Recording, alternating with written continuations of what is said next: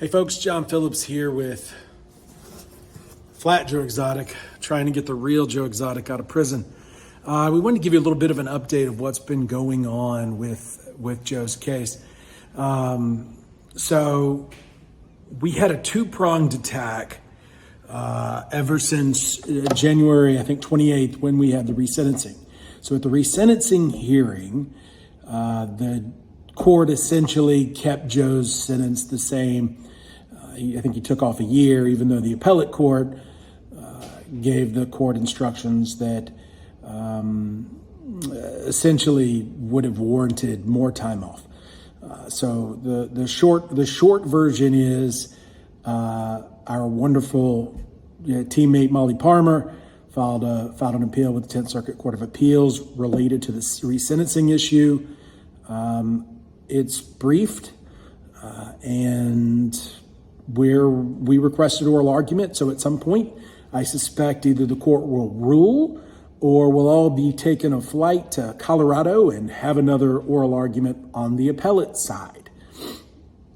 Okay, so once the sentencing was implemented, that meant we could finally file our motion for a new trial. So no new trial motion had been filed for Joe, and that's the first avenue to get Joe free, okay? So we filed a motion for new trial on government misconduct, all the lies and cover-ups and you know the scam by Jeff Lowe, the history of scams by James Garretson, Alan Glover even admitting that not only was the Carol Baskin murder for hire not real and trumped up, but also that before there was a fake murder for hire plot on Carol Baskin that Alan Glover had discussed with Jeff Lowe a multitude of ways he planned to kill Joe Exotic. So Alan Glover was essentially plotting to kill Joe Exotic in the very same method that this murder for hire plot of Carol Baskin was supposedly to occur, essentially cutting his head off while he drove by on an ATV, where the intent was to cut off Carol's head while she was on her bicycle. Okay, big stuff, okay? So we fought with the court repeatedly about page limits.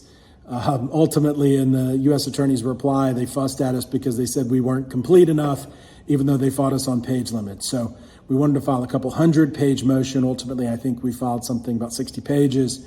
Our reply is due June 15th. So we have like 10 days to file our final reply on the motion for new trial. Again, witness misconduct, government misconduct, the stuff withheld. There's just so much of it. You can read the motion, and we've done other videos about that go through it all. But big stuff. So generally, what would happen next is there would be an evidentiary hearing where we'd have like a mini trial to determine if a new trial should be held. So that's kind of phase one. After that, we can go into the ineffective assistance of counsel, which is a separate issue, because Lord knows what happened here, and the lack of representation or care of Joe. What Joe was trying to tell everybody the whole time was simply ignored. Witnesses weren't interviewed. I mean, in 9 months, 10 months, we found out so much that would have made this a completely different trial, if not dismissed, that, had it been found in the years before, Joe and I probably would have never met. So that's what's going on with that part of the case. Joe's cancer treatment is done. This week he gets the final, kind of decision about how, the extent that his cancer has been defeated or is in remission. And then there's a question of whether they'll ship him from FMC, Federal Medical Center, Butner, back to Texas or somewhere else. There's a lot going on there because Joe has been unfairly treated in prison, right? Look, he is probably one of the highest profile inmates in the country. And, when he writes letters and it gets posted to social media, the feds hate it. And, what's a guy to do? Should he just shut up? No, he has a First Amendment right. And so, it's awful what's being done to Joe inside. So that's generally what's going on. In the meantime, look, we all watched Tiger King and enjoyed season 1 and thought what a spectacle it is. But now, kind of looking back on it and looking back on the producers and who was involved and how it was all orchestrated, witnesses were paid, drugs were available, evidence was bought and sold, and Eric Good was talking to witnesses during trial and giving witnesses, information about other witnesses' testimony, which is entirely inappropriate. There was nothing appropriate about the filming of Tiger King season 1. Tiger King season 2, I actually quit at a point because it was all such a shenanigan. But you wouldn't have episode 4 and 5 of season 2 if I hadn't done my job and tried to, show the other side. So, people know about this murder for hire plot by Alan Glover against Joe because Alan Glover said it because we participated with Tiger King 2. There won't be a Tiger King 3 that anybody's going to participate with because they've burned everybody. And frankly, I think the producers are fighting too. So that's essentially where that stands. But look, what happened? Tim Starks lost everything. Okay. Jeff Lowe has fled the country and has hundreds of thousands of dollars in debt if he comes back in judgments. Joe's still sitting in prison. Alan Glover wasn't, he was kind of a staff member, so they didn't, they mainly go after the people with zoos, but Alan Glover's suffering.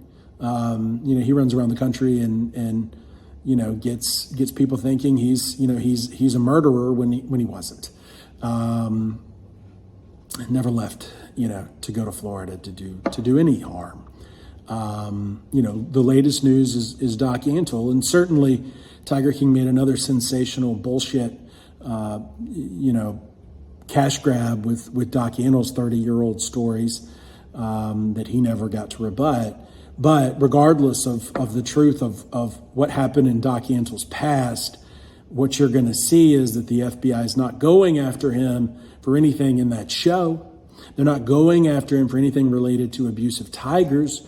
What they're going after him about, we suspect, is movement of money from one of his businesses to the other. That's what our understanding is of what that lawsuit's going to be, and I suspect Doc Antel will have a great legal team and defend it, with all of his might.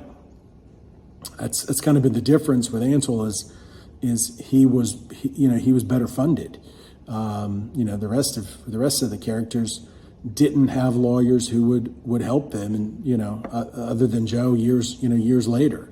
But you've got Carl Mitchell who's being persecuted. You like everybody who was associated with tigers in that show have been persecuted mostly for things unrelated to tigers.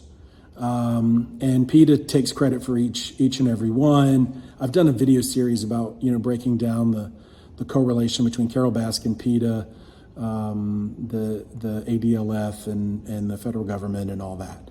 So I'm not going to get into that today, but, meanwhile, Carol posts every single one, about every single one as if it's a victory. well, she is winning, you know. Meanwhile, questions still unanswered.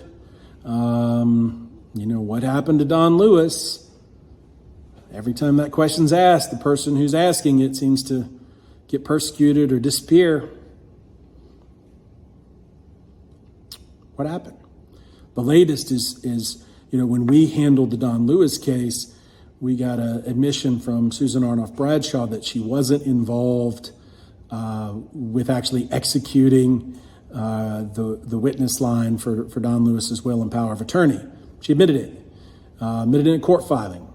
Even though Carol said that she did, it looks fake. Like there's nothing that to continue to maintain that will and power of attorney are legitimate is just fraud. But you know, the latest post, I think yesterday, Carol Baskin saying, well, that, you know, Susan Arnoff Bradshaw was tied to Doc Antel in some way, and so that explains why she lied about her. You know, so you know, it's unbelievable, the level of hypocrisy and